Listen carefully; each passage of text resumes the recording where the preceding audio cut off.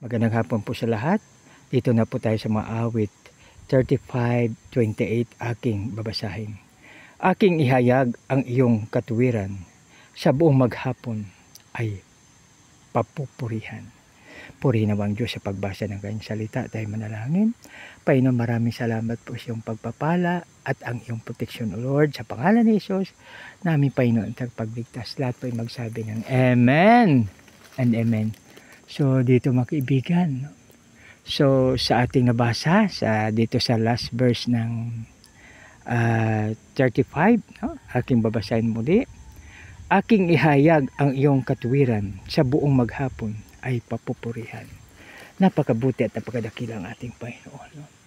So, di ba, no? So sa umaga pa lang, biro mo sa gabi, no? Binabantayan tayo, hindi siya naiidlip at hindi siya natutulog para bantayan tayo. Tapos sa umaga naman, ginagabayan tayo, no? So, siya ang ating gabay at siya ang ating patnubay. Siya ang ating pinakamabuting pastor, no?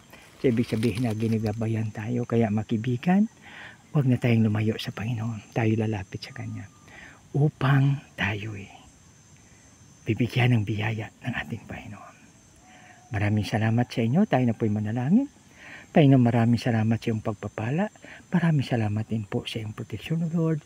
Sa pangalan ni Jesus, namin Panginoon, at pagligtas. Lahat po magsabi ng Amen and Amen. God bless us all.